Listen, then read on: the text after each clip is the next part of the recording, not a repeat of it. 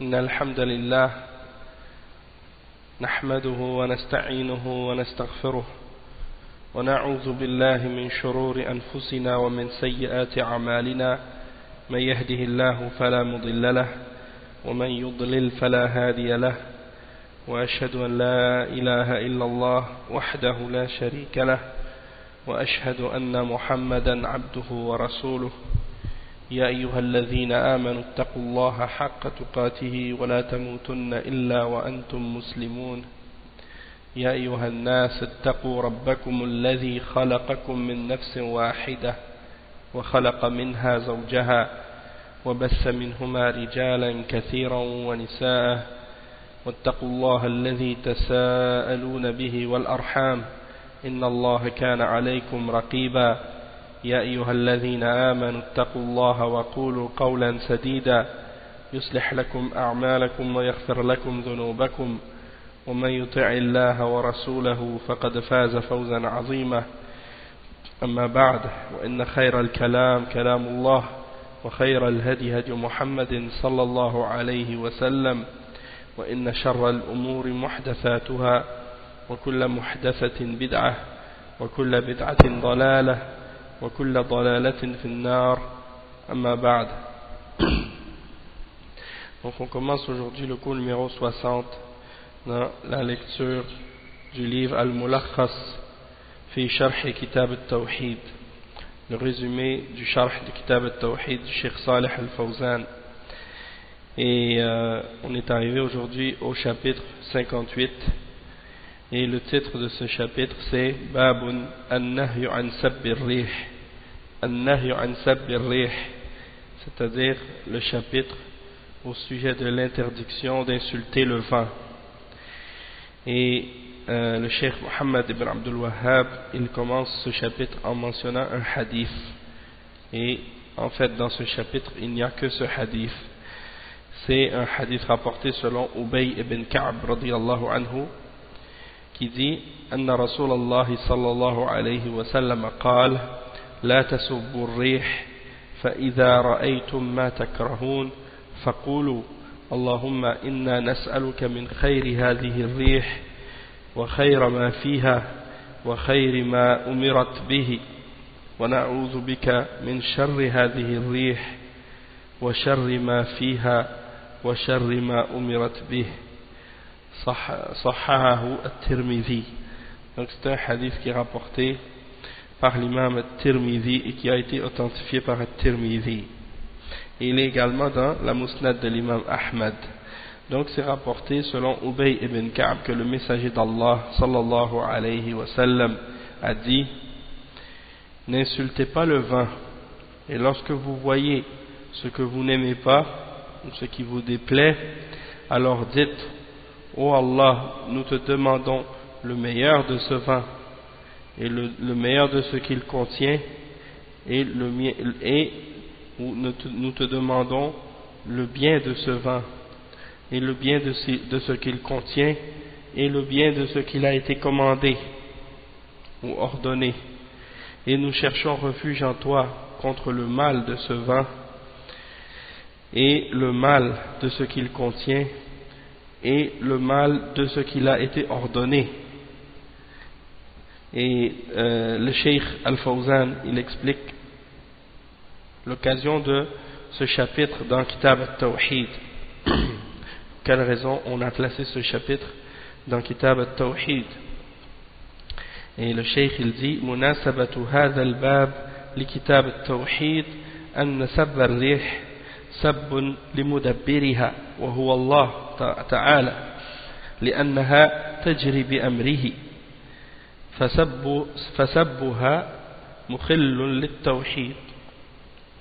Donc le Cheikh explique l'occasion pour laquelle on a mentionné ce chapitre dans Kitab al-Tawhid, et c'est parce que le fait d'insulter le vent c'est équivalent à insulter celui qui le contrôle, et celui qui contrôle le vent c'est Allah subhanahu wa ta'ala.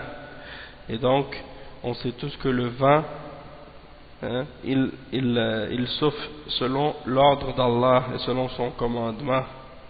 Et donc celui qui insulte le vin, il a indirectement insulté Allah subhanahu wa ta'ala, et le fait donc d'insulter le vin, c'est quelque chose qui vient créer un problème dans le tawhid,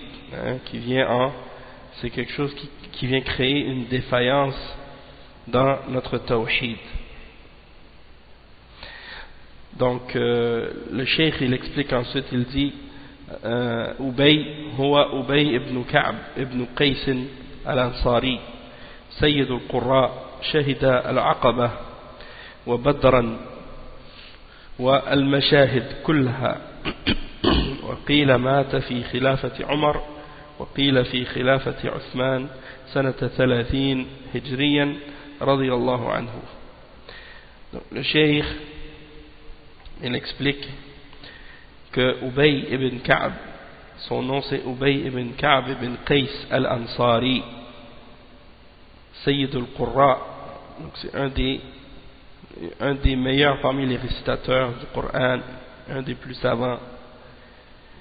Il a été témoin de Al-Aqaba, la bay'a de Al-Aqaba, et il a été présent également à Badr, et il a été présent dans toutes les batailles. Et certains disent qu'il est mort durant le khilafat de Omar, et d'autres disent qu'il est mort durant le khilafat de Othman en l'an 30 radiyallahu anhu, après la hijra du prophète sallallahu alayhi wa sallam.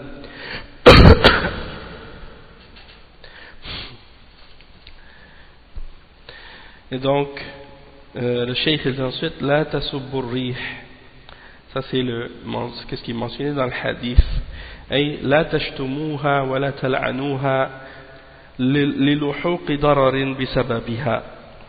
Donc lorsque le prophète sallallahu alayhi wa sallam dit n'insultez pas le vin, ça signifie que on ne doit pas l'insulter et on ne doit pas le maudire à cause d'un mal qui nous serait arrivé à cause de ce vin. Et le prophèt sallallahu alayhi wa sallam il dit ensuite, et si vous voyez ce que vous n'aimez pas ou ce qui vous déplaît dans le vin, qu'est-ce que vous détestez, par rapport à qu'est-ce que le vin peut causer parfois, alors il dit فإذا رأيتم ما تكرهون أي من الريح إما شدة حرها أو بردها أو قوتها. Donc le Cheikh Al-Fawzan il explique qu'est-ce que c'est les choses qu'on peut détester, par exemple le fait que le vin soit très fort ou très chaud ou très froid, donc ça c'est des choses qu'on peut détester, de qu'est-ce que le vin amène parfois, la chaleur, le froid, et des fois le vent qui est très fort, qui détruit les maisons, qui détruit les choses. Tout ça, ça peut être des choses qui sont déplaisantes ou qui sont détestables parfois. Et il dit, lorsque vous voyez ces choses-là, dites, oh Allah, nous te demandons le bien de ce vin et le bien de ce qu'il contient et le bien de ce qu'il a été commandé ou ordonné. Et nous cherchons refuge en toi contre le mal de ce vin et contre le mal de ce qu'il contient et le mal de ce qu'il a été ordonné. Allahumma inna nas'aluka khayra hadhihi ar-rih wa khayra ma fiha wa khayra ma umirat bih wa na'udhu bika min sharri hadhihi ar-rih wa sharri ma fiha wa sharri ma umirat bih. Donc c'est de faire ce dua, de faire cette invocation et ce rappel. Le cheikh il explique, il dit ruju'un ila khaliqiha wa mudabbiriha bi su'alihi khayriha wa daf'i sharriha. Donc c'est comme si tu retournais en fait à son créateur et à son maître, celui qui la contrôle, pour lui demander le bien de ce vin et pour faire en sorte qu'il repousse de nous le mal de ce vin. المعنى الإجمالي للحديث, la signification générale de ce hadith. ينهى صلى الله عليه وسلم عن سب الريح لأنها مخلوقة مأمورة من الله فسبها سب لله وتسخط لقضائه ثم أرشد صلى الله عليه وسلم إلى الرجوع إلى خالقها بسؤاله من خيرها والاستعاذة به من شرها لما في ذلك من العبودية لله تعالى وذلك هو حال أهل التوحيد. Donc, le cheikh il explique que la signification globale de ce hadith, c'est que le prophète sallallahu alayhi wa sallam interdit d'insulter le vent parce que le vent lui-même est une créature et qu'il est commandé par Allah subhanahu wa ta'ala, et donc celui qui insulte le vent insulte Allah subhanahu wa ta'ala, et il se met en colère contre son décret et contre son ordre. Puis le prophète sallallahu alayhi wa sallam nous oriente vers le fait de revenir à son créateur, le créateur du vent, pour lui demander du bien de ce vent et pour demander le refuge contre le mal de ce vent, parce qu'il y a dans cela une soumission à Allah et une adoration d'Allah subhanahu wa ta'ala, le fait de reconnaître qu'on est à son service et à son adoration, qu'on est soumis à lui et qu'on est parmi ses adorateurs et ses servants. Et ça, c'est la situation et l'état des gens du tawhid, face à ce genre de situation-là. Et on peut mentionner justement par rapport à ça, c'est que ça, c'est des exemples que le cheikh mentionne par rapport au vent, et des choses de ce genre, ou bien d'insulter le temps, comme on a lu dans un autre chapitre. Eh bien, tout ça, c'est des exemples que le prophète sallallahu alayhi wa sallam nous a mentionnés pour qu'on comprenne que tout ce qui se produit, parmi les choses qui sont créées dans l'univers, eh bien, elles sont contrôlées par Allah subhanahu wa ta'ala, et qu'elles ne sont pas gérées par elles-mêmes, et qu'elles ne se contrôlent pas comme par elles-mêmes, ou par hasard ou par la chance, comme le disent les kuffars, et les matérialistes, et les athées, et les communistes, et les gens de ces catégories-là, qui nient que Allah subhanahu wa ta'ala soit celui qui crée tout et qui contrôle tout, et qui fait que toute chose se produit selon sa sagesse. Donc ça, c'est un point très important, parce que les matérialistes et parfois les scientifiques qui se basent uniquement sur les causes et les effets, mais qui oublient la plus grande des causes, qui est celui qui est derrière toutes les causes, c'est Allah subhanahu wa ta'ala, et que c'est lui qui fait que chaque chose se produise, et qu'il n'y a rien dans l'univers qui se produit excepté par sa permission et par son ordre et par sa volonté, que ce soit dans les choses immenses et gigantesques ou les choses microscopiques, c'est Allah subhanahu wa ta'ala qui les contrôle et rien ne sort de sa volonté et de sa puissance.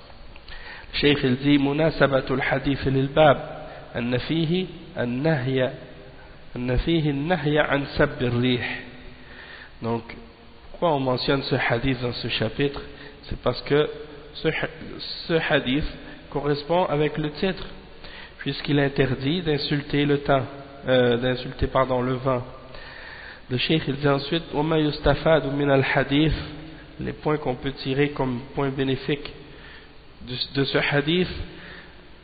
أولا النهي عن سب الريح لأنها خلق مدبر فيرجع السب إلى خالقها ومدبرها.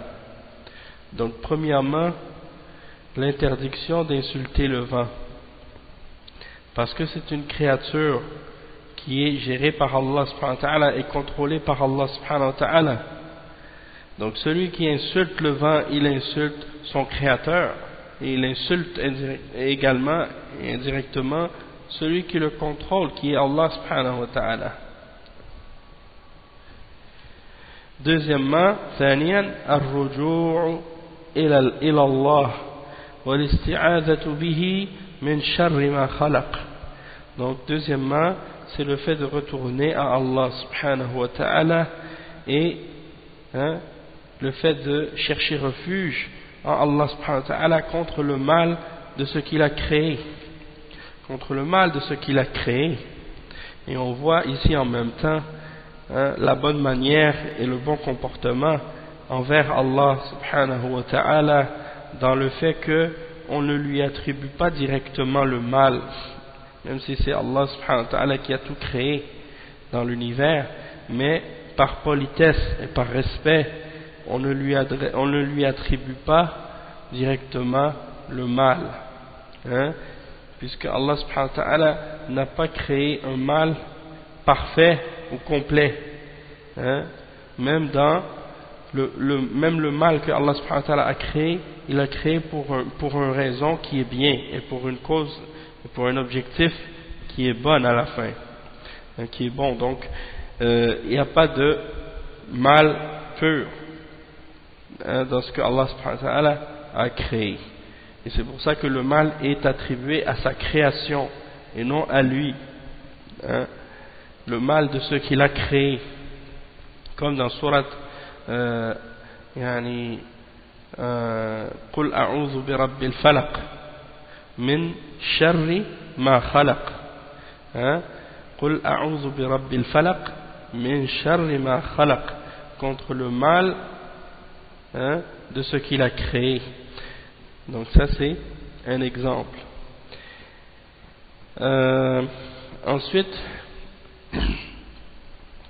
il dit comme point numéro 3, أن الريح تكون مأمورة بالخير وتكون مأمورة بالشر.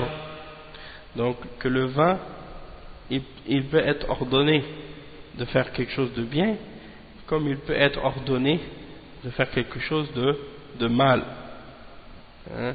et c'est pour ça que parfois vous allez voir des kuffars parmi les matérialistes, ils vont dire par exemple que les événements qui se passent dans l'univers c'est uniquement géré par la nature, c'est-à-dire c'est la nature qui agit, et qui contrôle et qui fait des choses. Maintenant tout le monde est conscient en même temps que la nature c'est quelque chose qui est aveugle et qui n'a pas de pouvoir, qui n'a pas de volonté. Donc la nature en réalité ça n'existe pas, dans le sens que c'est un terme que les kuffars ont inventé pour ne pas mentionner Allah subhanahu wa ta'ala, à cause de leur orgueil, de leur fierté. Donc ils refusent de mentionner Allah et de croire en Allah. Donc au lieu de dire Allah, ils disent la nature, c'est la nature qui fait telle ou telle chose, et ils vont dire par exemple, donc ça c'est la nature qui fait ça, ou c'est la nature qui fait bien les choses, ou les choses de ce genre. Non, ça c'est une forme de kufr, et c'est pas la nature qui fait les choses, c'est Allah subhanahu wa ta'ala, et quand quelque chose arrive dans l'univers, les kuffars ils disent, si par exemple il y a un tremblement de terre, ou s'il y a par exemple un ouragan ou une tornade ou une inondation, ils disent c'est pas bien et c'est pas mal, c'est neutre parce que c'est quelque chose qui est la nature, c'est pas pour un bien ou pour un mal. Et la réalité c'est que lorsque il y a une tornade qui frappe ta maison, ou une inondation qui détruit ta propriété, ou bien un tremblement de terre qui détruit des vies ou des personnes, eh bien c'est sûr que pour toi c'est pas une bonne chose, c'est pas une bonne chose puisque tu perds de tes biens ou de tes richesses, donc il y a un mal là-dedans, ça c'est certain, mais sauf que c'est pour une sagesse divine, il y a un bien dedans, même si nous parfois on le voit pas, et donc il faut être conscient de ça et remercier Allah subhanahu wa ta'ala et être patient lorsqu'on est frappé par des situations comme ça, et savoir que tout ce qui se passe est par la prédestination d'Allah subhanahu wa ta'ala. Et le bien qui vient du vent aussi, eh bien il y a des vents qui contiennent de la fraîcheur, qui contiennent par exemple parfois dans le vent dans le vent il y a du pollen qui sert à faire que les plantes se multiplient, hein, et des choses comme ça. Il y a beaucoup d'autres choses aussi qui sont bonnes avec le vent. On peut faire avancer les bateaux sur la mer, on peut faire tourner les moulins, on peut faire créer, même maintenant il y a l'énergie éolienne, hein, on fait même de l'énergie avec ça, le vent qui souffle et qui fait tourner les hélices, hein, ça fait tourner les génératrices de ces trucs moulins ou des trucs comme éoliennes comme ça, et puis après ça fait de l'énergie et puis on utilise ça. Ça c'est des exemples du bien qui peuvent venir du vent, et tout ça, ça vient d'Allah subhanahu wa ta'ala, hein, c'est gratuit, hein, c'est pas des choses qui ont un coût, et Allah subhanahu wa ta'ala il nous donne ça comme il nous donne la lumière du soleil, comme il nous donne plein d'autres de ses grâces. Donc tout ça c'est des choses qu'il nous donne. Et ensuite il dit comme point numéro 4, al-irshad ila al-kalam al-nafi' idha ra'a al-insan ma yakrahu lis-salamati min sharrihi. Donc le point numéro 4 c'est qu'il nous oriente, le prophète sallallahu alayhi wa sallam nous oriente vers une parole qui est bénéfique lorsque l'homme voit qu'est-ce qu'il n'aime pas, pour qu'il soit épargné du mal de ce vent. Donc ça c'est des points qu'on peut tirer qui sont bénéfiques de ce chapitre. Maintenant le chapitre 59, qui est un chapitre très important aussi et très bénéfique, et surtout à notre époque, parce que on vit dans une période difficile avec beaucoup d'épreuves et de difficultés pour les croyants, et donc vous allez voir que c'est très important qu'est-ce qu'il y a dans ce chapitre-là, puisque c'est pour nous pousser à rester toujours optimistes et positifs, et à ne pas être pessimistes et négatifs et penser du mal, hein, de notre situation par rapport à l'islam.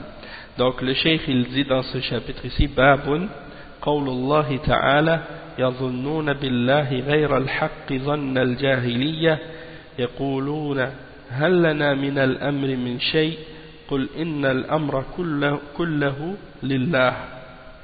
C'est le verset 154 dans sourate Al-Imran. Donc dans le verset que le cheikh Mohammed ibn Abdul Wahhab a mis, il n'a pas mis le verset au complet, il a seulement mis une partie du verset. Toutefois le verset 154 au complet, le cheikh il met la suite du verset. Bon, on va lire ensemble qu'est-ce que ça signifie.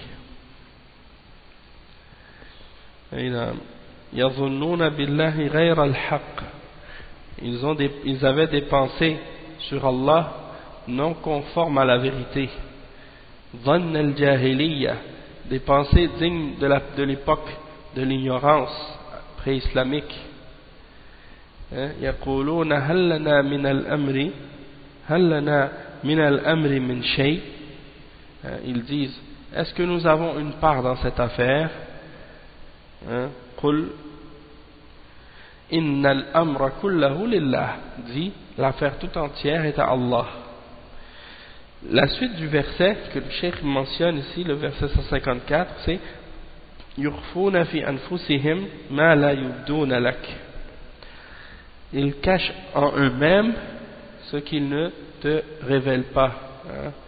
Ce qu'ils ne te révèlent pas, ils le cachent en eux-mêmes. ما لا يبدون لك يقولون لو كان لنا من الأمر شيء ما قتلنا هاهنا. Si nous avions eu un choix quelconque dans cette affaire, disent-ils, nous n'aurions pas été tués ici. قل لو كنتم في بيوتكم لبرز الذين كتب عليهم القتل إلى مضاجعهم ليبتلي الله ما في صدوركم وليمحص الله أو وليمحص ما في قلوبكم والله عليم بذات الصدور.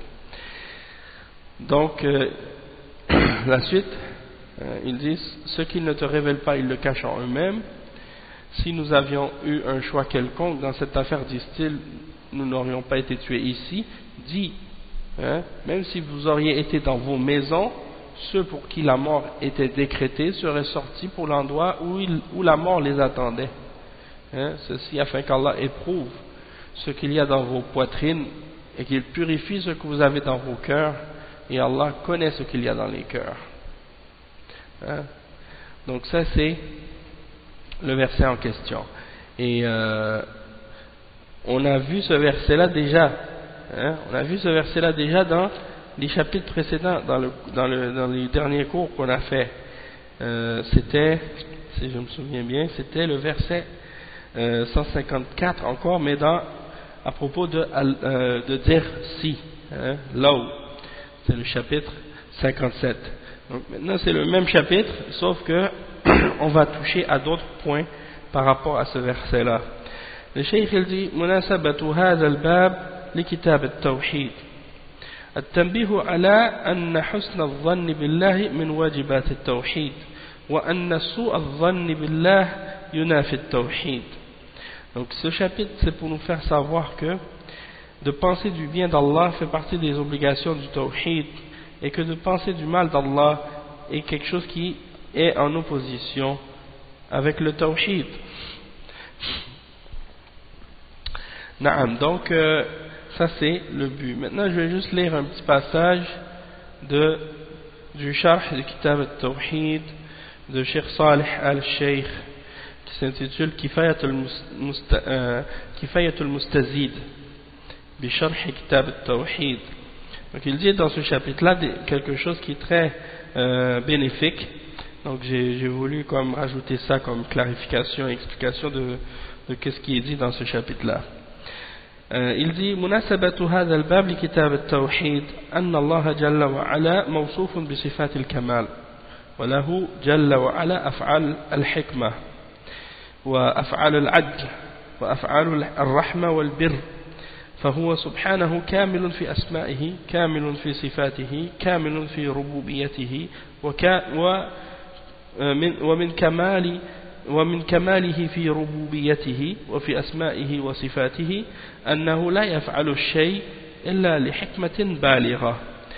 Donc il dit premièrement que l'occasion de la mention de ce chapitre dans Kitab al-Tawhid, c'est que Allah subhanahu wa ta'ala il est décrit par les caractéristiques, les attributs de perfection. Et donc Allah subhanahu wa ta'ala dans ses actions il a la sagesse, et dans ses actions il a la justice, et dans ses actions il a également la miséricorde et la bonté. Donc Allah subhanahu wa ta'ala il est parfait dans ses noms, il est parfait dans ses attributs, et il est parfait dans sa souveraineté, hein, et dans sa seigneurie. Et parmi les exemples de la perfection qu'il a dans sa seigneurie et dans ses noms et ses attributs, il y a le fait qu'il n'y a rien de ce que Allah subhanahu wa ta'ala fait dans sa création, excepté que ce soit pour une parfaite sagesse. Le cheikh explique ensuite, il dit وَالْحِكْمَةِ هِيَ أَنَّهُ يَضَعُ الْأُمُورِ فِي مَوَاضِعِهَا التي توافق الغايات المحمودة منها. Qu'est-ce que ça veut dire la sagesse? Parce qu'à notre époque, des fois les gens ils ont peut-être un manque de compréhension, même en français, de ce terme-là. Parce qu'il y en a pour qui être sage, ça veut seulement dire être tranquille, hein, de ne pas être turbulent. Non, mais la sagesse, dans le sens dans lequel on l'emploie maintenant, non. C'est la sagesse dans le sens de quelqu'un qui fait quelque chose toujours pour une bonne raison, hein? Il fait quelque chose toujours avec une bonne raison, et tout ce qu'il fait est sensé, est raisonnable, est logique, hein? Et bon, est bénéfique, est profitable. Donc c'est quelqu'un qui prend toujours les bonnes décisions pour les raisons et les choses qu'il fait toujours pour des bonnes raisons. C'est ça, dans ce sens-là, la sagesse. Donc, il dit en arabe, la sagesse c'est al-hikmah. Et il explique la définition de al-hikmah. Il dit que al-hikmah, c'est de mettre chaque chose à leur place, de mettre chaque chose à sa place qui correspond à ramener à des objectifs qui sont glorieuses et louables. C'est-à-dire qu'il va faire en sorte que les choses vont à la fin arriver à des objectifs et à des buts qui sont bons et louables, qui sont glorieux. Et c'est ça la sagesse, et c'est ça la sagesse, et ça c'est une preuve de perfection. Ça c'est une preuve de perfection. Donc le cheikh il dit فالله جل وعلا له صفات الكمال وله نعوت الجلال والجمال فلهذا وجب لكماله جل وعلا أن يظن به ظن الحق وأن لا يظن به ظن السوء وأن يعتقد فيه ما يجب لجلاله جل وعلا من تمام الحكمة وكمال العدل وكمال الرحمة وكمال أسمائه وصفاته سبحانه وتعالى فالذي يظن به جل وعلا أنه يفعل الأشياء لا عن حكمة فإنه قد ظن به ظن النقص وهو ظن السوء الذي ظنه أهل الجاهلية. Donc le cheikh explique ensuite, il dit que Allah subhanahu wa ta'ala, il a les attributs de perfection et il a toutes les caractéristiques de majesté et de beauté. C'est pour ça qu'il est obligatoire qu'on pense du bien d'Allah subhanahu wa ta'ala à cause de sa perfection. C'est obligatoire qu'on pense à propos d'Allah une pensée véridique, qu'on pense à propos d'Allah une pensée qui correspond à la vérité, et non pas qu'on pense à propos d'Allah une pensée mauvaise et qu'on ait des mauvaises pensées à propos de lui. Et c'est obligatoire qu'on croit aussi à propos d'Allah subhanahu wa ta'ala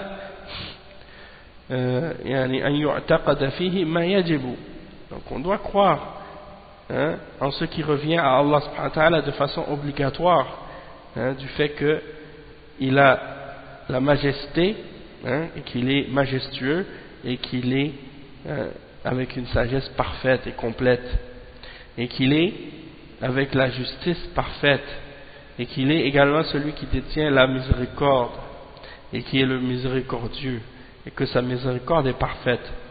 Et également parmi les choses qui montrent la perfection de ses noms et de ses attributs, tout ça c'est des manifestations de sa perfection. Donc celui qui pense que Allah subhanahu wa ta'ala n'agit pas avec une sagesse, et qu'il ne fait pas les choses pour un objectif ou pour un but qui est bénéfique et bon et parfait, alors il a pensé à propos d'Allah une pensée qui est défaillante, déficiente, qui est imparfaite, et il a pensé du mal, et c'est la mauvaise pensée dont Allah subhanahu wa ta'ala parle dans certains versets au sujet des gens de la Jahiliya, quand il mentionne qu'ils ont à propos d'Allah une mauvaise pensée. Eh bien c'est l'exemple de ces gens-là, qui pensent du mal d'Allah subhanahu wa ta'ala. فظن غير الحق أي نعم فظن غير الحق بالله مناف للتوحيد وقد يكون منافيا لكمال التوحيد فمنه ما يكون صاحبه خارجا عن ملة الإسلام أصلا كظن غير الحق بالله في بعض مسائل القدر كما سيأتي ومنه ما هو مناف لكمال التوحيد كعدم الإيمان بالحكمة أو بأفعال الله جل وعلا المنوطة بالعلل التي هي منوطة بحكمته سبحانه البالغة. Donc le cheikh il explique que d'avoir une mauvaise pensée à propos d'Allah ou de penser autre que la vérité à propos d'Allah, c'est quelque chose qui oppose le tawhid, qui vient annuler le tawhid. Et soit que c'est quelque chose qui va annuler la perfection du tawhid, et soit que c'est quelque chose qui va annuler la base du tawhid. Donc si c'est quelque chose qui annule la base du tawhid, dans ce cas-là la personne sort de l'islam, comme celui qui a des mauvaises pensées ou qui pense autre que la vérité à propos d'Allah par rapport à certaines questions qui ont rapport avec Al-Qadar, la prédestination, comme on va en parler un peu dans la suite. Et il y a également ce qui vient en contradiction avec la perfection du tawhid, comme le fait de ne pas croire en la sagesse d'Allah subhanahu wa ta'ala, ou bien la sagesse que Allah subhanahu wa ta'ala a dans ses actions qui sont reliées à des raisons, à des raisons, et à sa sagesse qui est une sagesse parfaite. Donc et ça c'est des choses très importantes. Le cheikh il dit ensuite فالله جل وعلا موصوف بكمال الحكمة وكمال الحمد على أفعاله، لأن أفعال الله قسمان: أفعال ترجع إلى الحكمة والعدل، وأفعال ترجع إلى الفضل والنعمة والرحمة والبر والخلق. Donc le cheikh il rajoute d'autres clarifications, mais c'était surtout cette partie-là que je voulais ajouter, parce que je trouvais que c'était une explication très bénéfique et importante. Maintenant, donc on revient au livre du Cheikh Al-Fawzan, de son résumé, et on va lire maintenant l'explication des mots qui sont utilisés dans les versets qui sont dans le chapitre 59. Donc il dit, Allah subhanahu wa ta'ala dit يظنون أي المنافقون والظن في الأصل خلاف اليقين. Donc le cheikh explique que يظنون, c'est-à-dire qui pense, ou qui a ces pensées-là, ce sont les munafiqun, les hypocrites. Ils ont des pensées qui ne sont pas conformes à la vérité, ce sont les hypocrites. Et quand on dit en arabe ici al-dhann à la base, c'est le contraire de la certitude. Donc al-dhann c'est quoi? C'est quand quelqu'un a des doutes. En général, c'est quand quelqu'un il n'est pas convaincu, il n'est pas certain, ou bien il fait des suppositions, ou bien des fois des conjectures ou des choses de ce genre. Donc à la base c'est ça. Et c'est pour ça qu'on dit, on le traduit en français, on dit ils pensent, parce qu'ils ne sont pas certains. Quand tu dis en français par exemple, oui je pense, est-ce que un tel va être là ce soir? Oui je pense qu'il va être là. Ça veut dire tu n'es pas certain. Donc c'est dans ce sens-là. Donc yadhunnuna, et ils pensent, ils ont des pensées, et il dit yadhunnuna ghayr al-haq, ay ghayr dhann al-haq, ghayr dhann al-haq, c'est-à-dire ils pensent des pensées qui ne sont pas conformes à la réalité et à la vérité par rapport à Allah subhanahu wa ta'ala. Dhann al-jahiliya badalun min ghayr al-haq, ghayr al-haq, ay الظن المنسوب إلى أهل الجهل حيث اعتقدوا أن الله لا ينصر رسوله والمراد بالجاهلية ما قبل الإسلام. Donc le cheikh il explique que ظن الجاهلية c'est comme pour remplacer la phrase précédente, pour remplacer غير الحق, c'est-à-dire la pensée qui n'est pas conforme à la vérité, c'est la pensée de la jahiliya, c'est ce que ça signifie.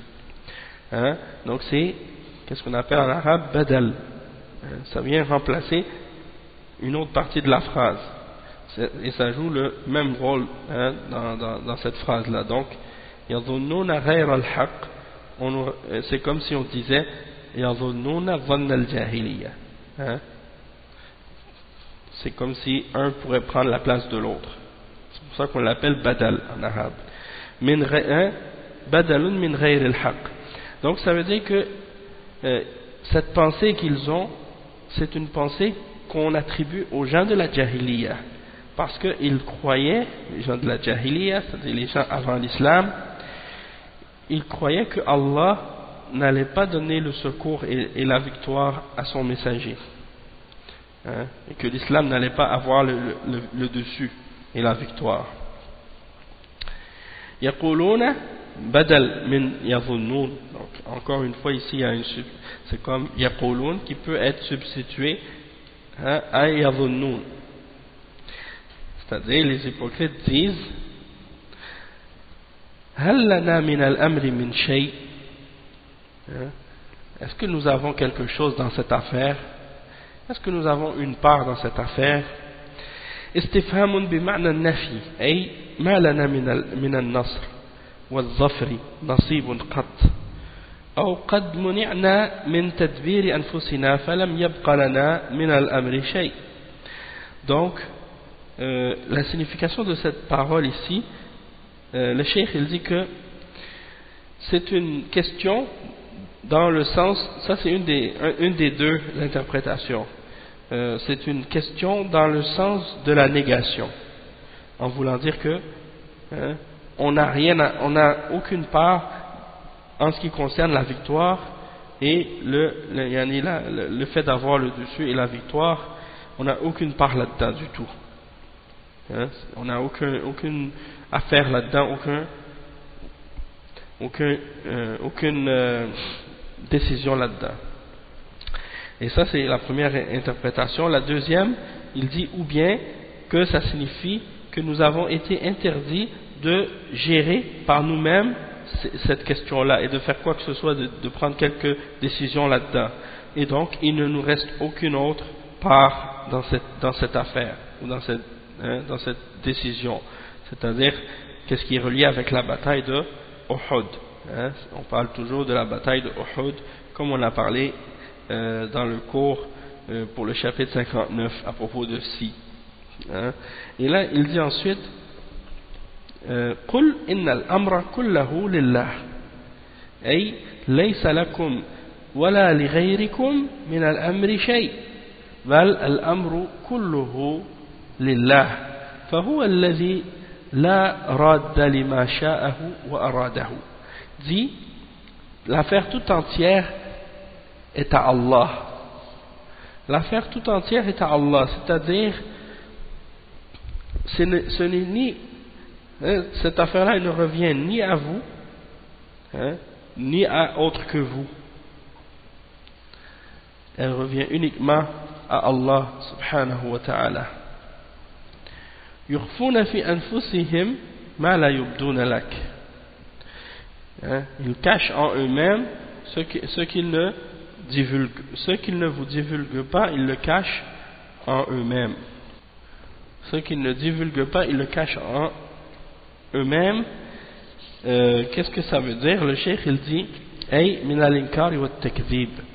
Donc ils cachent en eux-mêmes la négation et le fait qu'ils ont démenti la vérité qui vient d'Allah subhanahu wa ta'ala.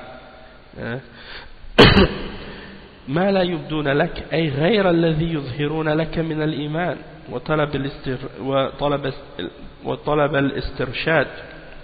Donc il te montre le contraire de ce qu'il cache.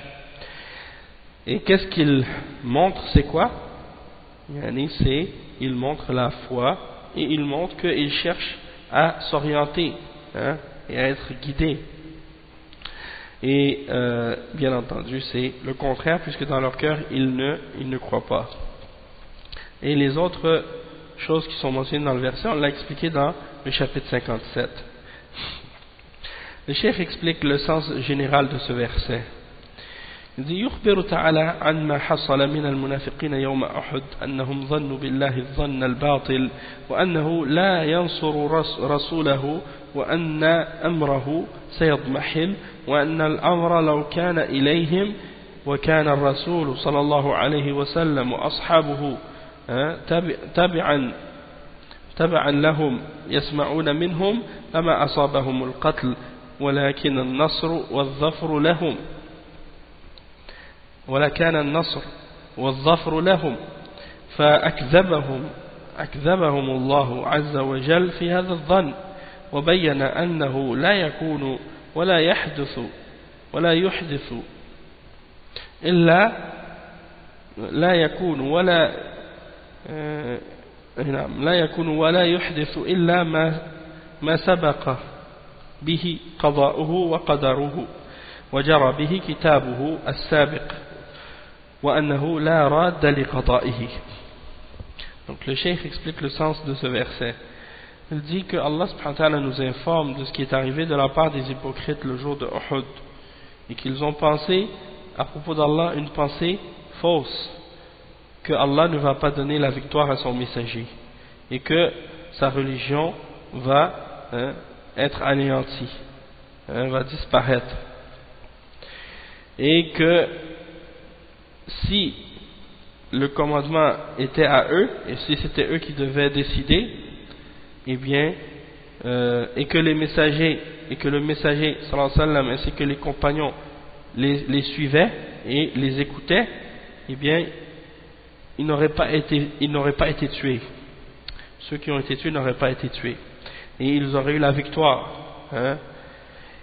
et Allah subhanahu wa ta'ala les a démentis dans cette fausse pensée là, et il leur a fait savoir que il ne peut pas se produire excepté ceux qui avaient été décrétés précédemment et prédestinés précédemment, et que c'est qu'est-ce qui avait été précédemment écrit par Allah subhanahu wa ta'ala qui doit s'accomplir, et que rien ne peut repousser ou éloigner ou repousser son jugement et son décret.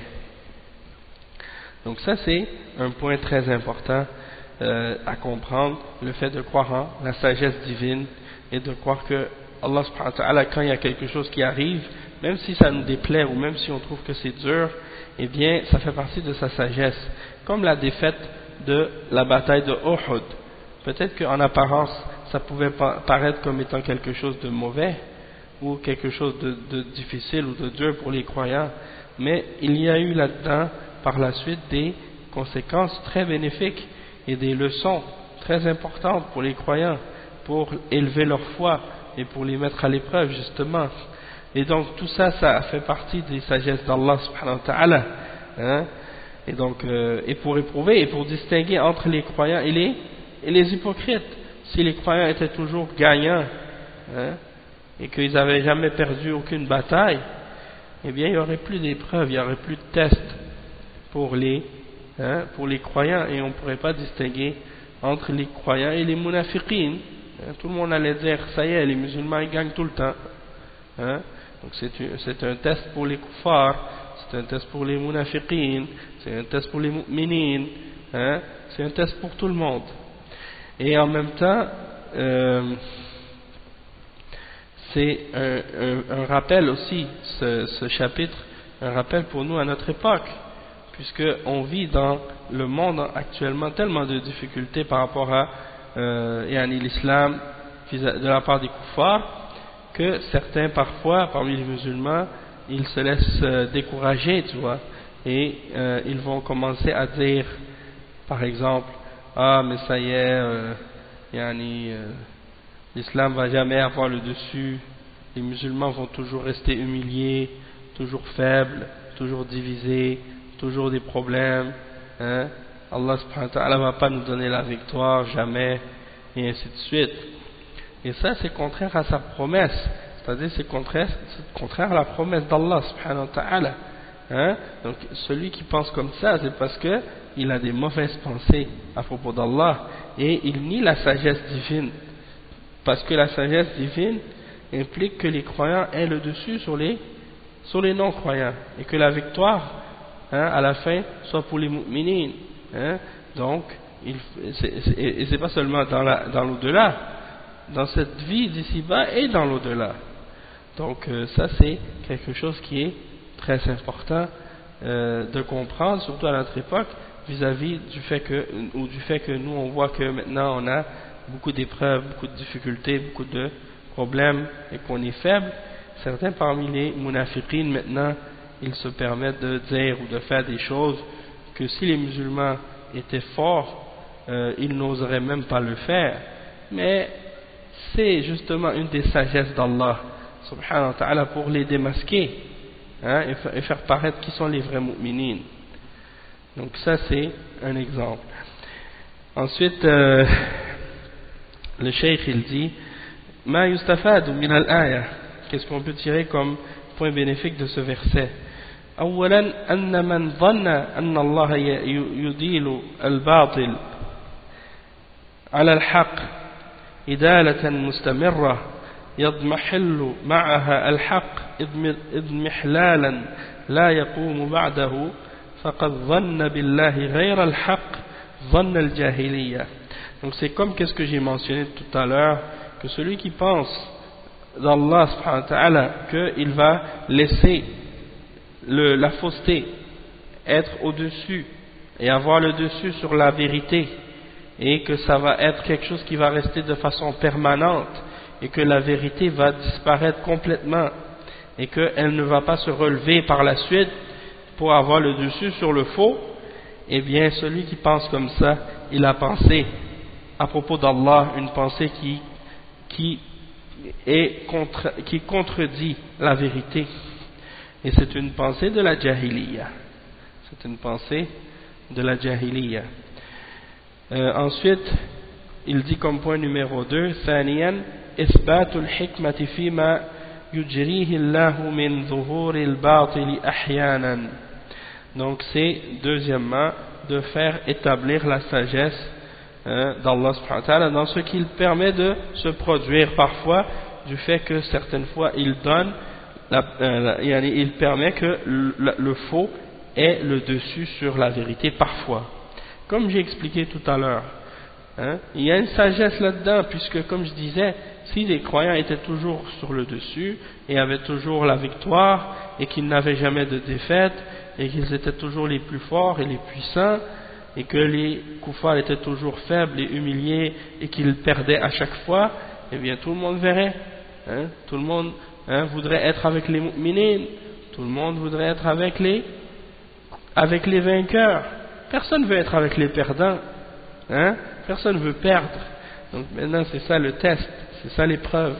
C'est l'épreuve pour les mu'minines, c'est l'épreuve pour les kuffars, et c'est l'épreuve pour les munafiqin, et c'est l'épreuve pour tout le monde, pour que Allah subhanahu wa ta'ala puisse distinguer entre ceux qui veulent vraiment la vérité pour la vérité et ceux qui veulent juste être avec les gagnants et profiter sur le plan matériel ou sur la dunya sans réellement avoir confiance en la promesse d'Allah subhanahu wa ta'ala. Eh bien, on voit ça maintenant chez les kuffars. On va voir que, par exemple, dans les pays des kuffars, maintenant, les munafiqin, ils profitent et les kuffars par exemple vont demander à certains hypocrites parmi les musulmans de faire certaines choses pour eux, pour les satisfaire et pour essayer d'égarer les musulmans, et tu vois ces hypocrites là qui acceptent de travailler pour les kuffars dans qu'est-ce qui oppose la vérité et l'islam, et même mentir sur Allah et sur son prophète sallallahu alayhi wa sallam. Et ça on le voit surtout de la part des groupes de hizbiyya et des groupes de bid'ah, parmi ceux qui justement aident la cause des kuffars volontairement ou involontairement parfois, parce qu'il y en a des fois ils montrent qu'ils sont contre les kuffars, mais ils sont en train de leur donner le plus grand service en faisant des actions parfois qui ramènent plus de mal que de bien à l'islam, comme l'exemple de Al-Qaïda ou bien l'exemple de Ben Laden, ou des gens qui suivent ces catégories d'égarés là, qui eux montrent qu'ils veulent combattre les kuffars et le kufr, et qui par la suite finissent par faire plus de tort à l'islam et aux musulmans que les kuffars eux-mêmes, Allahu al-Musta'an, à cause de leur égarement et de leur aveuglement. Donc ça c'est le point au sujet de la sagesse qu'il y a dans ça. Donc comme je disais tout à l'heure, quand il y a eu la bataille de Uhud, ça a été une épreuve pour les mu'minines quand ils ont eu cette défaite au début, puis ça a été rempli de leçons pour les croyants, et ça a démasqué certains parmi les gens qui n'étaient pas sincères, et ainsi de suite. Et nous on profite de ces leçons là encore aujourd'hui. Le point numéro 3, bayanu خبث طوية المنافقين وأنهم عند الشدائد يظهر ما عندهم من النفاق. Donc, le cheikh il dit dans le point, comme point numéro 3 l'explication de la saleté de l'intérieur des hypocrites et que lorsqu'il y a des difficultés c'est là qu'on voit apparaître leur hypocrisie. Comme qu'est-ce que j'ai dit tout à l'heure, la même chose. Ça c'est un des points bénéfiques qu'on peut tirer de ce verset là. Puis là c'est là maintenant tu les vois en train de dire aux kuffars tout ce qu'ils veulent entendre. Il y en a même parfois quand ils entendent des musulmans qui sont en train d'appeler au Coran et ça il ne faut pas penser que c'est seulement dans certains pays, par exemple les pays occidentaux qui sont des pays non musulmans, des pays de kufr. Non, même dans certains pays musulmans, dans certains pays musulmans aussi, on voit que par exemple il y a des gens qui appartiennent à toutes sortes d'idéologies ou bien qui appartiennent à toutes sortes de tendances qui sont opposées au Coran et à la Sunna et opposées à la compréhension des salaf as-salih. Et bien tu vois que chez eux par exemple ils vont faire toutes sortes de choses contraires à la vérité, contraires au Coran et à la Sunna, et ils vont nier ce qui est affirmé par Allah et son messager sallallahu alayhi wa sallam, ou bien ils vont affirmer ce qui est nié par Allah et son messager sallallahu alayhi wa sallam. Il y en a d'autres qui vont mentir sur Allah, il y en a d'autres qui vont mentir sur le prophète sallallahu alayhi wa sallam pour avoir un intérêt dans la dunya. Et maintenant c'est rendu comme ça. Ils vont dire dans les mosquées on peut plus parler de tawhid parce que ça divise les musulmans. Il faut pas parler de aqidah parce que ça amène les gens à tomber dans l'extrémisme ou dans ci ou ça. Il faut pas mentionner que les juifs et les kuffars sont des kuffars, des mushrikines. Ça c'est, pour eux ils vont dire ça c'est de l'extrémisme ou c'est ci et ça. Ils commencent à essayer de déformer complètement l'islam.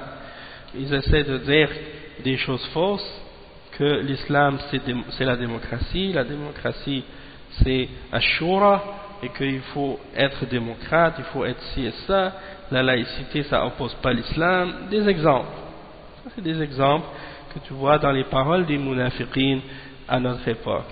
Maintenant ils appellent à l'égalité de l'homme et la femme, ils disent que ça fait partie de l'islam.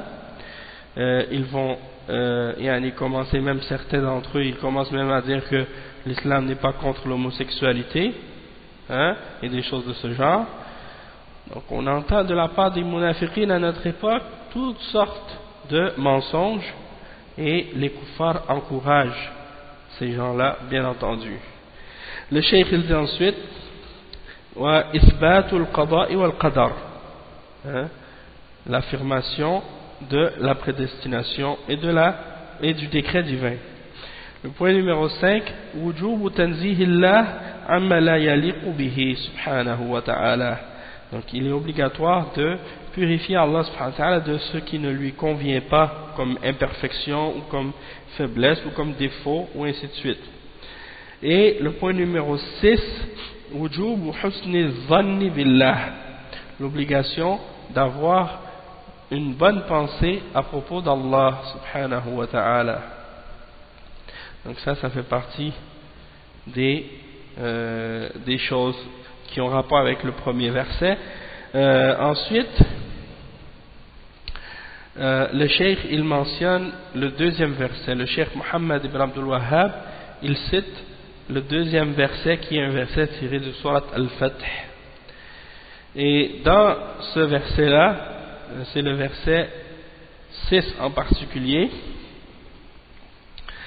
Allah subhanahu wa ta'ala il dit wa qawlihi الظانين بالله ظن السوء عليهم دائرة السوء وغضب الله عليهم ولعنهم وأعد لهم جهنم وساءت مصيره. Donc le cheikh il explique, il dit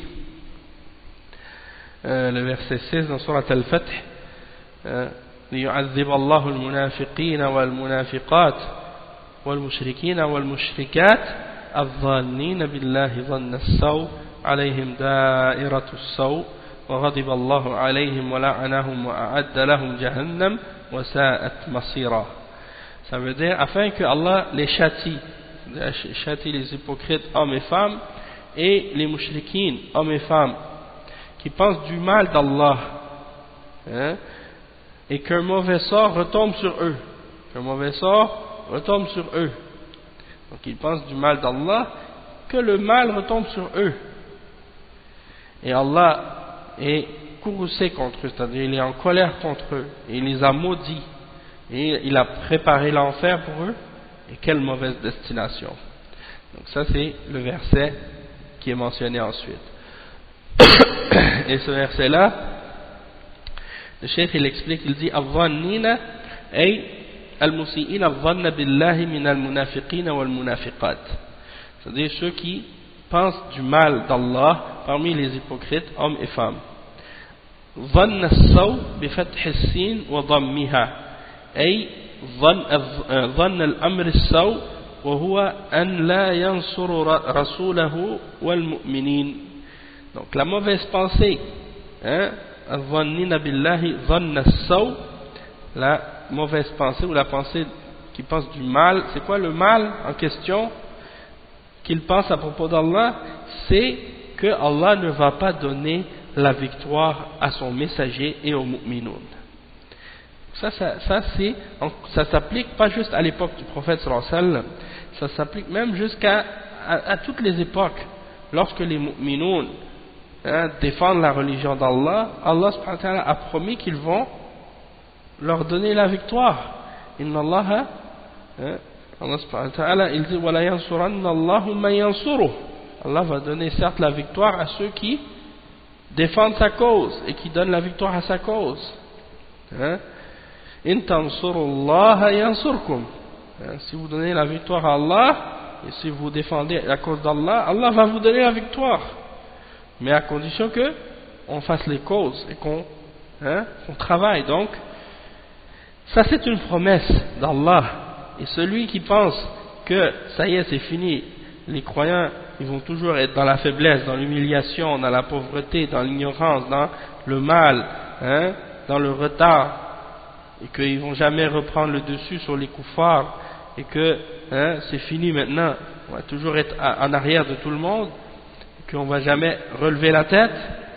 Ceux-là c'est des gens qui ont pensé du mal d'Allah et qui ont pensé à propos d'Allah la mauvaise pensée. Car certes il faut être certain et convaincu que la victoire sera pour les mu'minines, pour les croyants, pour les musulmans, pour ceux qui sont sur le tawhid, pour ceux qui sont sur la sunna et qui défendent le tawhid, qui combattent le shirk et qui opposent les bid'ah et qui défendent la sunna et qui suivent la compréhension des salafs. C'est certain que la victoire sera pour eux, peu importe qu'est-ce qui arrive. Et il faut avoir la conviction de ça, peu importe les problèmes et les malheurs qui peuvent nous arriver. Donc le cheikh il mentionne ensuite la suite du verset wa alayhim da'iratu saw, comme on a dit, c'est que le mal retombe sur eux. Ay da'iratul azab wa dhul lazimatul lahum la tatakhattahum, c'est-à-dire que le revers du mal va retourner contre eux, c'est-à-dire qu'ils auront le châtiment et l'humiliation, et ça c'est quelque chose qui est déterminé pour eux, ça ne peut pas leur manquer. Et il dit وَغَضِبَ اللَّهُ عَلَيْهِمْ وَلَعَنَهُمْ أي سخط عليهم وأبعدهم من رحمته. Donc il est en colère contre eux et il les a éloignés de sa miséricorde. وأعد لهم جهنم أي هيأ له في الآخرة, c'est-à-dire Allah leur a préparé dans l'au-delà une place, dans l'enfer. Jahannam ay an-nar ash-shadidat al-azab, dans le feu, dans le dur châtiment. Wa sa'at masira, et quelle mauvaise conclusion. منزلا يسيرون إليه يوم القيامة. Donc, quelle mauvaise conclusion vers laquelle ils se dirigent au jour de la résurrection. المعنى الإجمالي للآية قوله تعالى على الذين يتهمون الله في حكمه ويظنون أنه لا ينصر رسوله صلى الله عليه وسلم وأصحابه وأتباعه على أعدائهم دائرة العذاب وأبعدهم الله من رحمته وهيأ لهم في الآخرة نارا يصيرون إليها وهي شر ما يصار إليه. Donc le cheikh il explique que la signification globale de ce verset, c'est que Allah subhanahu wa ta'ala il dit à propos de ceux qui accusent Allah dans son jugement et dans sa sagesse et qui prétendent que Allah ne va pas donner la victoire à son messager, à ses compagnons et à ceux qui le suivent contre leurs ennemis, eh bien c'est eux qui vont avoir le revers du châtiment et Allah les éloigne de sa miséricorde et il a préparé pour eux dans l'au-delà un feu ou un enfer vers lequel ils vont se diriger et qui est le plus mauvais de toutes la plus mauvaise de toutes les conclusions et de toutes les places où quelqu'un peut aller.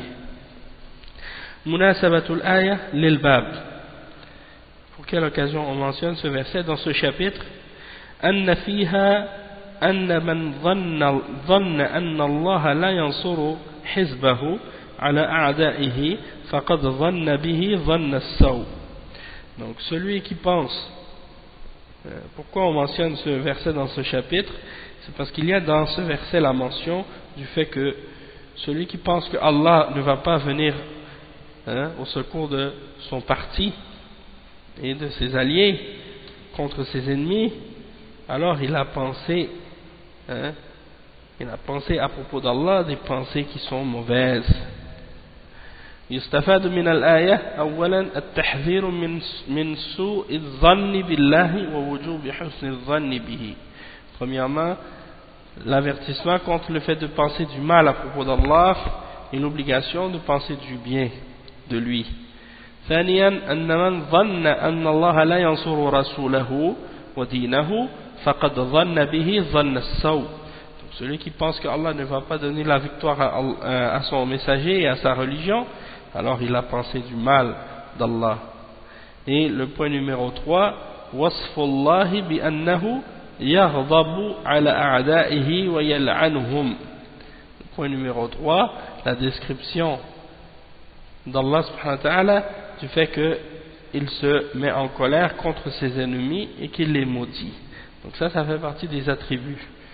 Et il faut croire en ça par rapport à Allah. Et le point numéro 4, bayanu aqibati al-kuffar wal munafiqin. La clarification de la conclusion. On explique la conclusion, quelle sera la conclusion des kuffars et des munafiqin, et c'est qu'ils vont être perdants. Le cheikh Mohammed ibn Abdul Wahhab cite ensuite une parole du cheikh l'imam Ibn al-Qayyim al-Jawziyya rahimahullah, l'élève de cheikh l'Islam Ibn Taymiyyah. Dans cette citation il dit, voici la citation: قال ابن القيم رحمه الله في الآية الأولى فسر هذا الظن بأنه سبحانه لا ينصر رسوله وأن أمره سيضمحل وأن ما أصابهم لم يكن بقدر الله وحكمته ففسر بإنكار الحكمة وإنكار القدر وإنكار أن يتم أمر رسوله أو أن يظهر على الدين كله، وهذا هو ظن السوء الذي ظنه المنافقون والمشركون في سورة الفتح. وإنما كان هذا ظن السوء لأنه ظن غير لائق أو ظن غير ما يليق به سبحانه وما يليق بحكمته وحمده ووعده الصادق. Donc le cheikh il dit que l'imam Ibn al-Qayyim rahimahullah, il dit à propos du premier verset que dans ce verset le terme az-zann, la pensée, elle a été interprétée de différentes façons, c'est-à-dire la mauvaise pensée, elle a été interprétée de diverses façons. Certains ont dit que c'est le fait qu'ils pensent que Allah subhanahu wa ta'ala ne va pas donner victoire à son messager, ou bien que cette affaire va disparaître, c'est-à-dire cette religion elle va disparaître, elle n'existera plus, elle va être écrasée, et que ce qui est arrivé aux croyants c'était pas par la prédestination d'Allah ni par sa sagesse, mais c'était juste parce que eux ils étaient pas là puis ils n'avaient pas décidé, ou bien parce qu'ils avaient pas, c'était pas eux qui pouvaient prendre les décisions, que si c'était eux qui pouvaient prendre les décisions, mais là ils auraient eu la victoire. Donc c'est comme s'ils nient la prédestination d'Allah subhanahu wa ta'ala et sa sagesse, et Allah subhanahu wa ta'ala, c'est pour ça qu'il répond et il dit qul innal amra kullahu lillah, c'est-à-dire que la décision dans cette affaire elle revient toute et entièrement à Allah subhanahu wa ta'ala, c'est-à-dire que la défaite c'était quelque chose que Allah avait prédestiné et c'était par sa sagesse. Et il y a du bien là-dedans aussi, il y a des raisons là-dedans aussi. Donc ça fait partie des interprétations de la mauvaise pensée, de penser que ce qui est arrivé c'était pas par le qadar ni par la sagesse d'Allah. Ça a été aussi interprété par étant la négation de la sagesse et la négation de la prédestination et la négation que Allah va compléter la religion du prophète sallallahu alayhi wa sallam et qu'il va faire en sorte qu'elle ait le dessus sur toute autre religion. Donc celui qui nie ça, il a une mauvaise pensée à propos d'Allah. De même que cette mauvaise pensée, il dit, cette mauvaise pensée, c'est la pensée des hypocrites et des mouchriquins dans l'autre verset, qui est le verset de Surat al-Fath. وإنما كان هذا الظن السوء لأنه ظن غير ما يليق به سبحانه وتعالى وما يليق بحكمته وحمده ووعده الصادق. Donc la pensée mauvaise dont on parle dans Surat al-Fath, c'est la même chose. Et pourquoi elle est mauvaise cette pensée? C'est parce que c'est une pensée qui ne convient pas à Allah subhanahu wa ta'ala, qui ne convient pas à sa sagesse, à sa gloire, et qui ne convient pas à sa promesse véridique. فمن ظن أنه يديل الباطل على الحق إدالة مستمرة يضمحل معها الحق أو أنكر ما جرى بقضائه وقدره أو أنكر أن يكون قدره لحكمة بالغة يستحق عليها الحمد بل زعم أن ذلك لمشيئة مجردة فذلك ظن الذين كفروا فويل للذين كفروا من النار. Le cheikh il dit donc que celui qui pense que le faux va toujours continuer à avoir le dessus sur la vérité de façon permanente et que la vérité va disparaître complètement, qu'elle n'existera plus, ou celui qui nie que ce qui se produit faisait partie de la prédestination et du décret d'Allah subhanahu wa ta'ala, comme par exemple celui qui niait que la défaite le jour de la bataille de Uhud c'était par la prédestination d'Allah subhanahu wa ta'ala, ou bien comme aujourd'hui celui qui nie que qu'est-ce qui se passe dans les pays musulmans, celui qui nie par exemple que la prise de la Palestine, et puis qu'est-ce qui s'est passé comme colonisation dans les pays musulmans, celui qui nie que tout ça s'est passé par la sagesse d'Allah subhanahu wa ta'ala, et que c'était pas selon sa sagesse et c'était pas selon sa prédestination, eh bien ça fait partie de la pensée aussi de la jahiliya. Celui qui également pense que l'état des musulmans tel qu'elle est maintenant va rester comme ça, et qu'ils n'auront jamais le dessus sur les kuffars. Ça aussi c'est une pensée de la jahiliya. Hein? Peu importe qu'est-ce que les kuffars peuvent posséder comme moyen, comme puissance, ou comme nombre, ou comme arme, ou peu importe qu'est-ce qu'ils font, hein? À la fin, c'est les mu'minoun qui vont avoir le dessus sur les kuffars, hein? Par la permission d'Allah subhanahu wa ta'ala. Hein? Donc ça c'est quelque chose, il faut que le croyant soit convaincu. Hein? Mais bien entendu, c'est lorsque les croyants vont revenir à la religion comme il faut, selon le Coran et la Sunna et la compréhension des salaf al-salih, et non pas selon la façon des gens de bid'a et de hizbiyya, hein, qui veulent suivre leur passion. Donc le cheikh il dit, celui qui nie donc que celui qui nie que ce qui se passe c'est par la prédestination et le décret d'Allah, donc il rentre dans cette mauvaise pensée là. Ou bien celui qui nie que qu'est-ce qui s'est passé était pour une sagesse, hein, une sagesse parfaite, et que Allah mérite d'être glorifié pour cette sagesse là.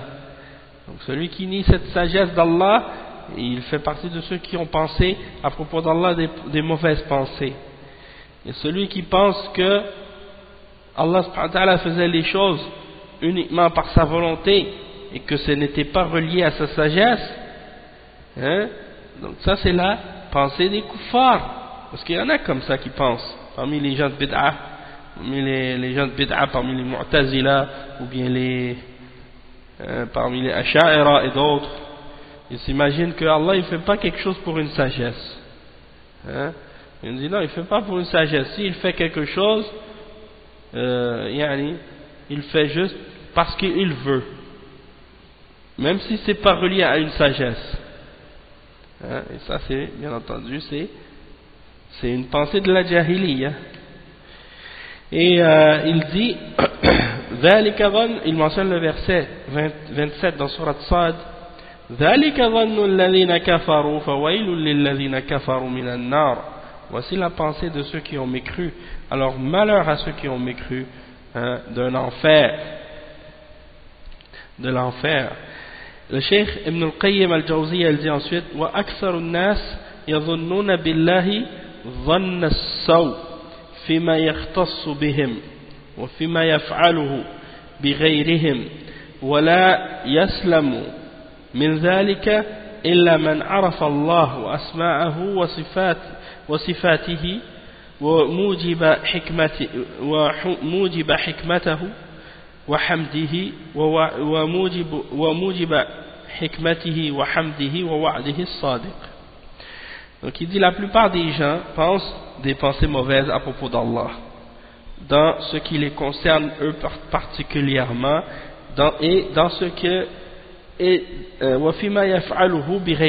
dans ce qu'il fait à autres que eux, c'est-à-dire ils ont des mauvaises pensées. Il dit la plupart des gens, de façon générale, les gens ils pensent des pensées mauvaises à propos d'Allah en ce qui les concerne eux personnellement ou en ce qui concerne d'autres personnes qu'eux, et peu de personnes sont épargnées de ces mauvaises pensées là, excepté celui qui a connu réellement Allah subhanahu wa ta'ala par ses noms, par ses attributs et par ce qui est impliqué par et ce qui est obligatoire par sa sagesse et sa gloire et sa promesse véridique. Donc celui qui connaît Allah, hein, lui il est épargné de ce genre de mauvaises pensées là, parce qu'il connaît les noms d'Allah, il connaît les attributs d'Allah, et il connaît sa sagesse et sa gloire et sa promesse véridique, et donc il ne tombe pas dans ce genre de mauvaises pensées là. Tandis que les gens en général qui ne connaissent pas beaucoup de choses à propos d'Allah, qui ne connaissent pas Allah comme il faut selon sa révélation, ils tombent dans ce genre de choses là, de mauvaises pensées. فليعتني اللبيب الناصح لنفسه بهذا وليتب إلى الله ويستغفره من ظنه بربه ظن السوء.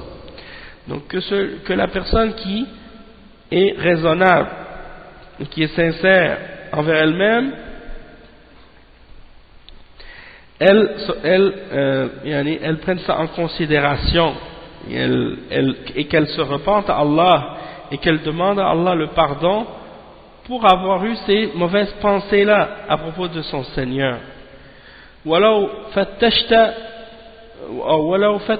فتشت من فتشت فرأيت عنده تعنتا أو لرأيت عنده تعنتا على القدر وملامة له وأنه كان ينبغي أن يكون كذا وكذا فمستقل ومستكثر فتش نفسك هل أنت سالم فإن تنجو منها تنجو من ذي عظيمة وإلا فإني لا أخالك ناجيا. Donc il mentionne pour terminer que si tu cherches chez les personnes chez qui tu cherches, tu vas voir que cette personne, la personne, elle a des objections envers la prédestination et qu'elle blâme la prédestination et que elle dit il aurait fallu que telle chose se passe de telle façon, et s'il n'y aurait pas fait ça, il y aurait eu telle chose. Et donc il y en a qui le font beaucoup, il y en a qui le font moins. Donc mais tu retrouves ça chez beaucoup de gens. Donc il dit cherche en toi-même aussi, est-ce que toi-même tu es exempté de ce genre de choses, vérifie en toi-même. Et si tu en es sauvé, alors tu t'es sauvé certes de quelque chose de très grave, et sinon, donc, si tu l'as pas, alors dans ce cas-là, si tu t'es pas sauvé de ça, alors je pense pas que tu vas être épargné et sauvé. Si tu as ces choses-là, alors je pense pas que tu vas être sauvé. Maintenant, le Cheikh Al-Fawzan, il a expliqué certains des termes qui sont mentionnés dans les paroles de l'imam Ibn al-Qayyim al-Jawziyya. Donc on va lire ça, puis on va s'arrêter tout de suite après, Inch'Allah.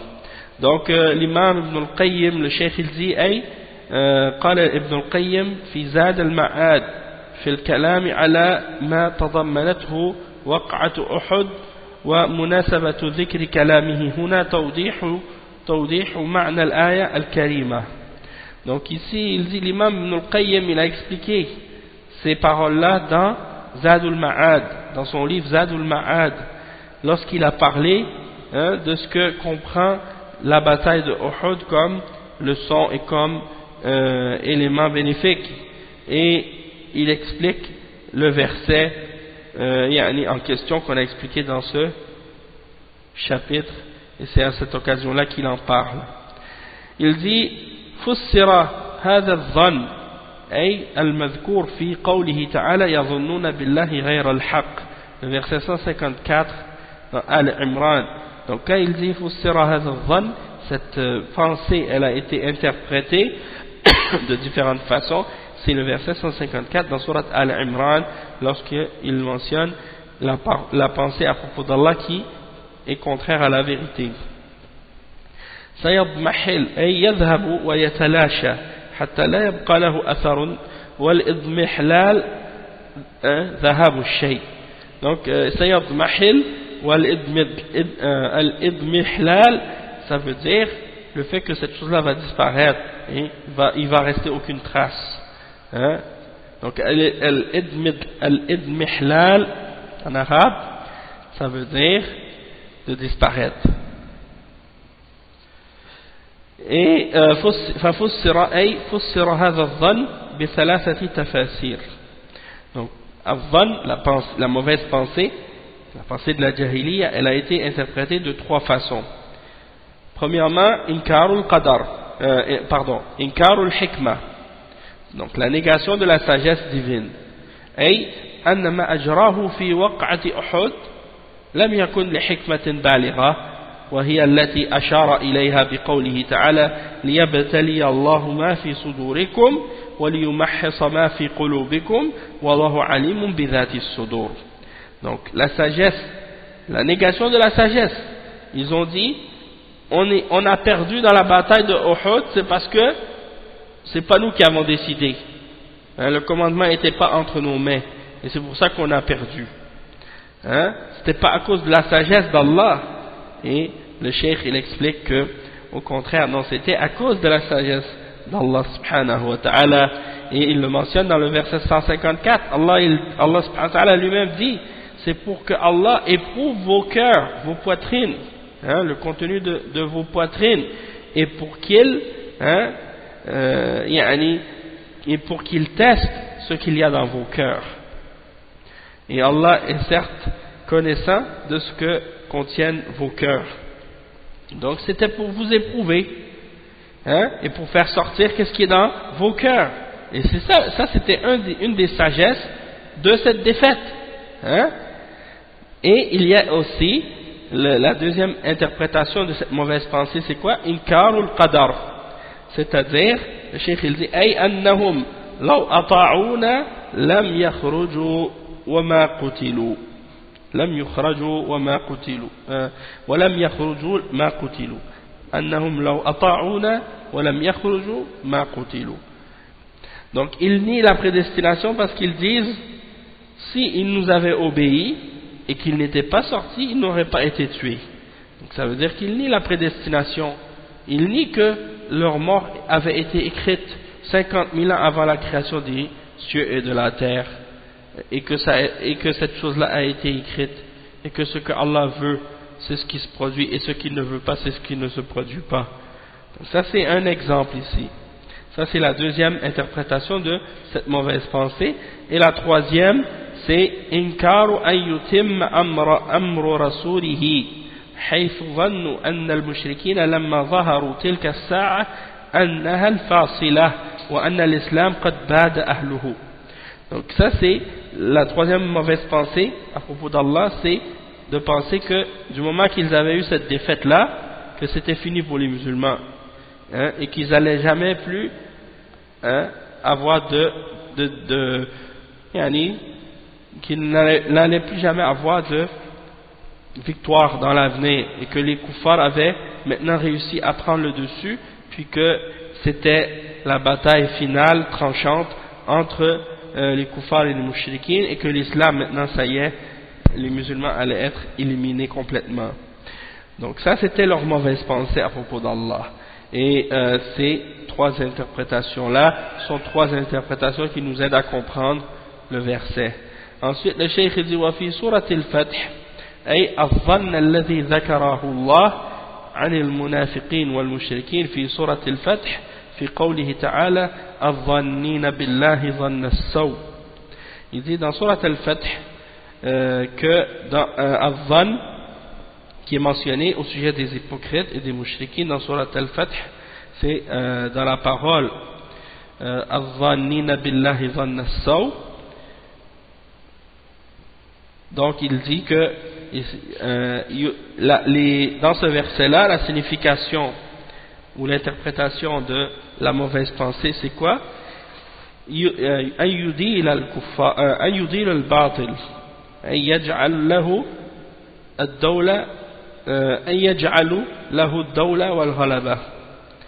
C'est-à-dire qu'ils pensent que le faux va avoir le dessus et que ça y est, c'est eux qui vont toujours rester pour toujours, hein, victorieux.